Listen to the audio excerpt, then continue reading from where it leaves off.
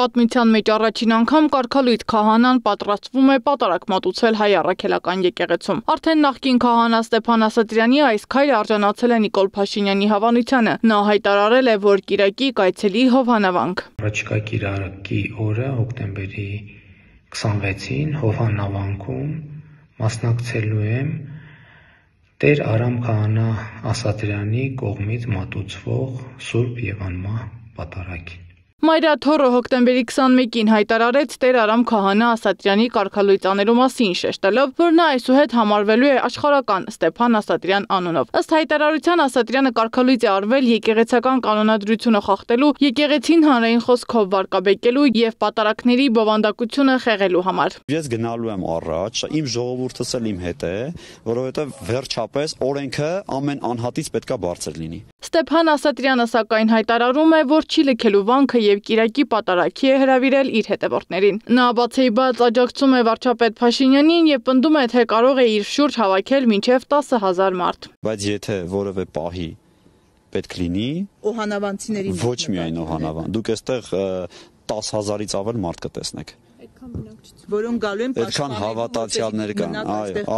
Այո, ես զգուշացնում եմ, ես կատակ չեմ անում։ Մայրաթոռի տեղեկատվական կենտրոնի տնօրեն Տեր Եսայի քահանա Արթենյանն ընդգծում է, կարգալույծ հոգևորականի կատարած բոլոր արարողությունները անվավեր են։ Նկատի ունենալով, որ ինքը ցանոթ է ծեսին եւ արարողակարգին, կարող է, բայց իր արած պատարակը, ինչպես մկրտությունը պսակը, անվավեր են։ Ինքը իրավունք չունի եկեղեցական կանոնի համաձայն պատարակ եւ որևէ խորհուրդ կատարելու։ Այս ամենը հստակ կարգավորվում է կանոնագիր քայոցով, որը սահմանում է եկեղեցու ներքին կարգն ու կարգապահական կանոնները։ Եթե մի քահանա կամ սարկավակ արհամարել է իր եպիսկոպոսի հրամանը, եթե եկեղեցին արտաքսել է նրանց, բայց առանձին ժողով են գումարել կամ պետք է գումարեն եւ սեղան են հաստատել, այսինքն պատարակ մատուցել եւ չեն եկել եպիսկոպոսի կանչին, ընդդիմացել են, անարգել եւ չեն կամեցել նրա խոսքերը հանձն առնել եւ լսել, այդպիսիներին պետք է լիովին մերժել։ Նրանց ոչ մի մխիթարություն չի կարելի տալ, ինչպես որ չեն կարող բոլորովին այլևս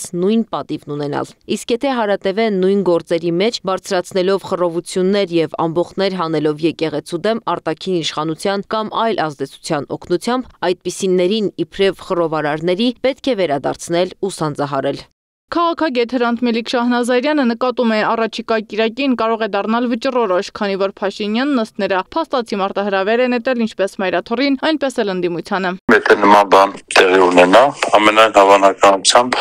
եկեղեցին հետո ստիպված է լինելու հանավանքը նորից փոխել, որովհետև ըստ էության սրբապղծություն է տեղի ունենալու։ Ըստ քաղաքագետի սրբապղծությունը կանխելու համար ընդդիմությունն անելիք ունի։ Ընդդիմադիր ուժերը պետք է հայտարարեն Օհանավանքում պատարագի մասնակցելու մասին եւ հնարավորինս մեծ քանակով մարդկանց գնալ այնտեղ թույլ չտալու համար, որպեսզի նշած սրբապղծությունը տեղի ունենա։ Մեր ձևով շարժումն ասում է, մեկ անգամ չէ, որ հայտարարել է իրենք միշտ ներգրավված են եկեղեցու պաշտպանության գործում։ Մեր ձևով շարժումը հայտարարել է եւ վերահաստատում է աջակցությունը հայաստանյանց առաքելական Սուրբ եկեղեցուն եւ ասել է, թե որտեղ է լինելու եւ որ պահին։ Խորհրդարանական ընդդիմությունը եկեղեցուն պաշտպանելու իրենց հավանական ծրագրերի մասին մեկնաբանություն չի տալիս։ Հայաստան եւ Պատիվ ունեմ խմբակցությունները պարզաբանեցին, որ նիստի են մասնակցում եւ այս պահին մեկնաբանություն անել չեն կարող։ Միասնության թևեր շարժումը նույնպես զբաղվածության պատճառով չկարողացավ անմիջապես պատասխանել մեր հարցին, բայց խոստացավ մոտ օրերս մանրամասներ ներկայացնել։ Իսկ ոստիկաններն արդեն Հովհաննավանքում են, հսկում են եկեղեցու անցուդարձը։ Պատմական վանքը կդիմանա այս փորձությանը եւ կպահպանի իր սրբությունը, ցույց կտա ժամանակը։ Սեդա Մակարյանը, ABC Media։ Բաժանորդագրվեք YouTube-ի մեր ալիքին, հետևեք մեզ Facebook-ում, Instagram-ում, Telegram-ում, WhatsApp-ում եւ TikTok-ում կամ այցելեք պաշտոնական մեր կայքի 3w abcmedia.am։